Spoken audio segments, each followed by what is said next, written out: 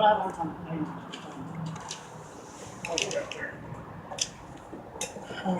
It's so awkward. I've not done this in so long. What's funny is the sign behind you. No parking on the sidewalk. Yeah. We're on the sidewalk right here. Parked right here. Got my ass parked right here. Yeah. Crazy country rebels. I'm good. Let's wait till the horn quits blowing. If it ain't one thing, That'll be all you'll be able to hear is the horn blowing. Well, I actually think that's a plus. You think? Yeah. Screaming police sirens, things like that, like we're fleeing from the law. Oh, you might hear that in here. It's like flashbacks from last night. Fucking Pops' car alarm kept going off. Okay. And then it was like getting quieter. I'm like, is he driving away with it? When I got home, I said, oh, everything's cool. Get out of the car. Bam, it starts again. All the people asleep. Oh, hell, Not anymore. Not anymore. Okay, we're going. Ready?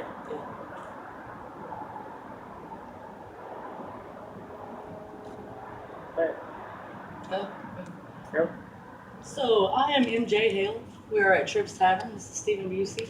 It is bike night, and Stephen's going to be playing for us tonight here in just a few minutes. Actually, just want to ask him a few questions first because we just be nosy.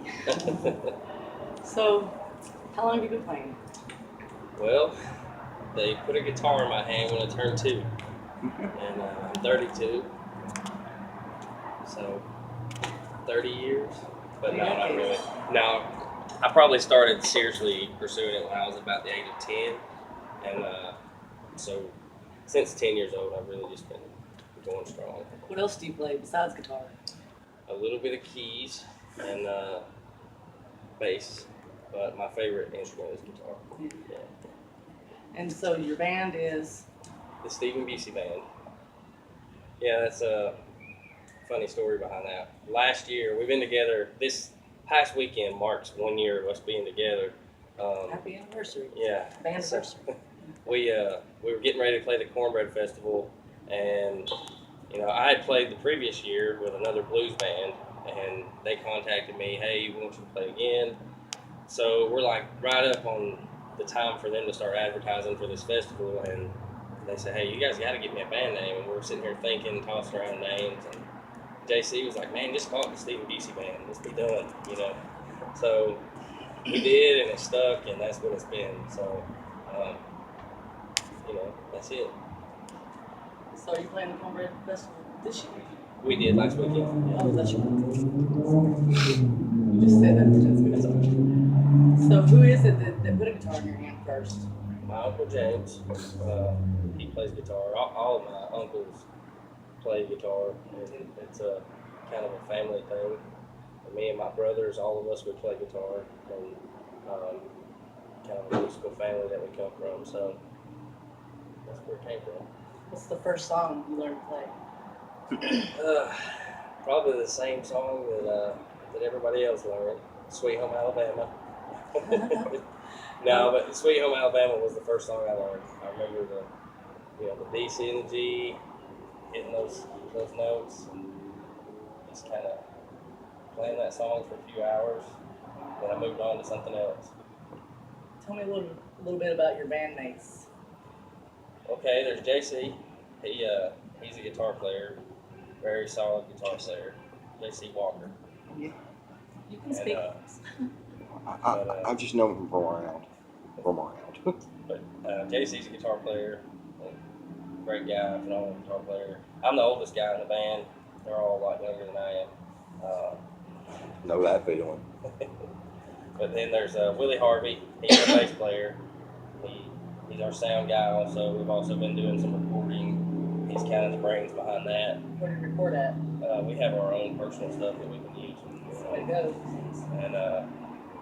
And then our drummer, his name is Zach Pugh. He's from Dayton, Tennessee. He's a very solid drummer. Probably the best drummer I've ever played with. Very glad to have him on board with us.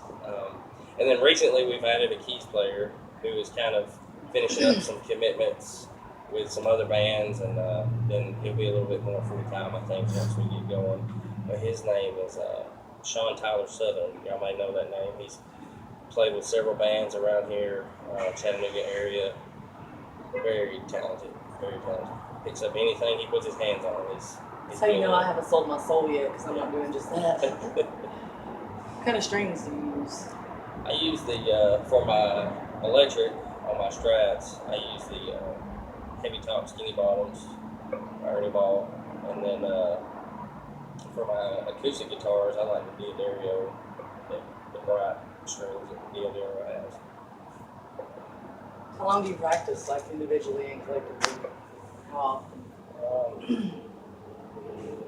Individually, like just me sitting and practicing, most of my practice is around songwriting and writing new music, and then, or if we need to learn a new song, I need to learn my part, I will, sit and practice.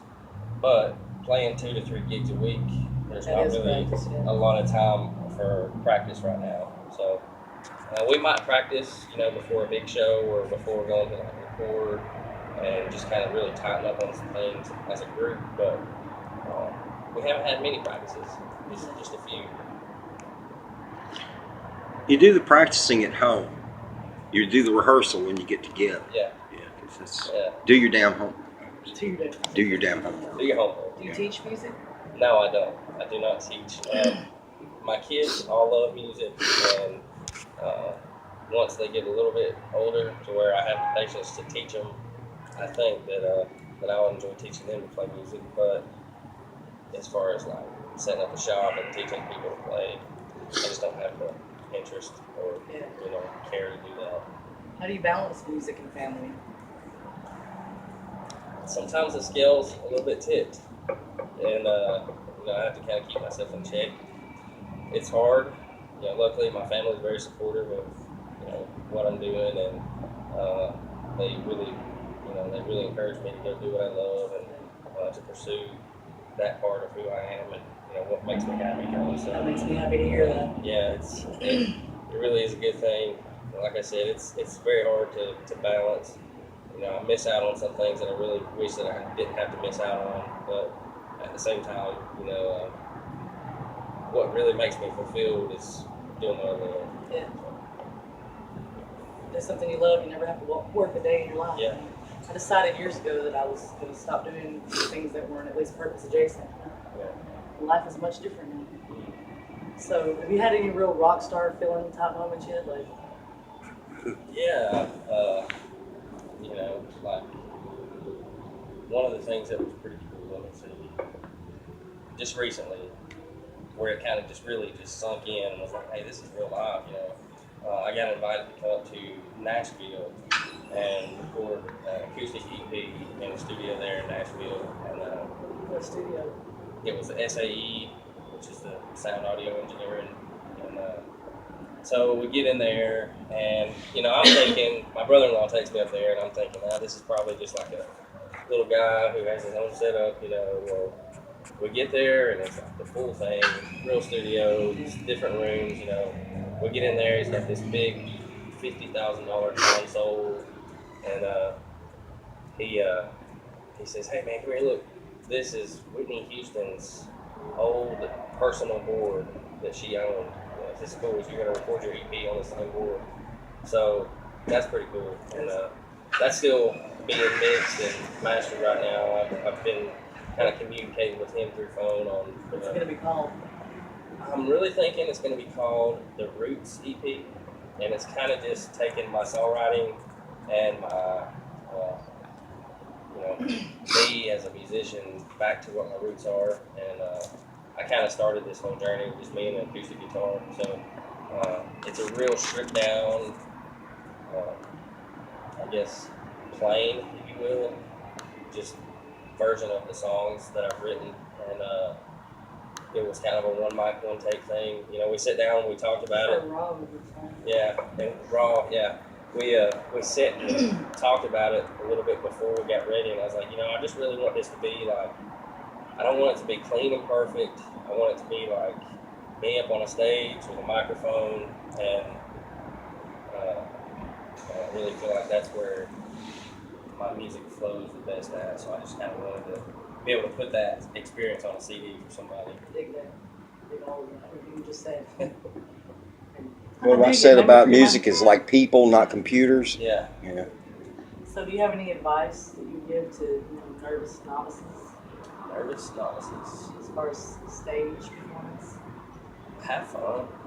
Uh, you know, it's not really. I've never really been one to get nervous. I'm such a laid back guy, and but I know people do get nervous. It's a real thing.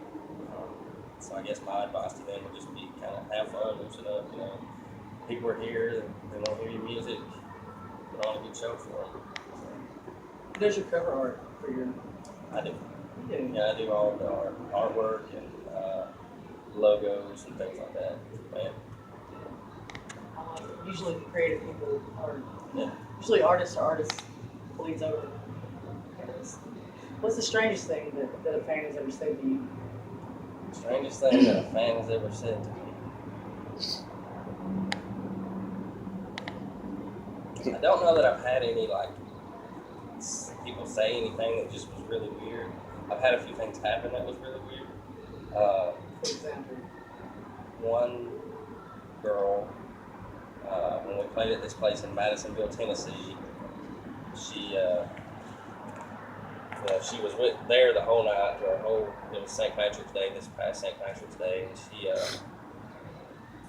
she friended me on Facebook. She writes, hey, every day. I just kind of I try to not engage too much through Messenger and things like that.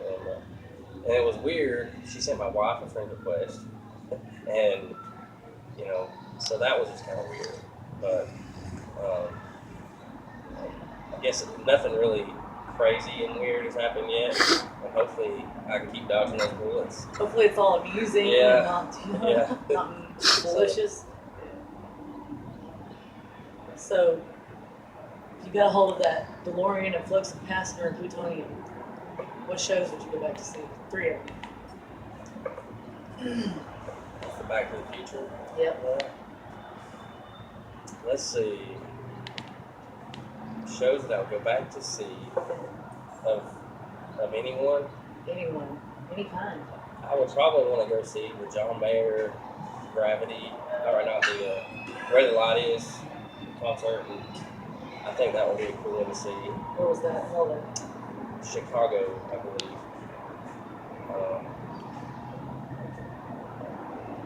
know. I definitely want to go back and catch some Stevie Ray Vaughan. I never got to see him again live. And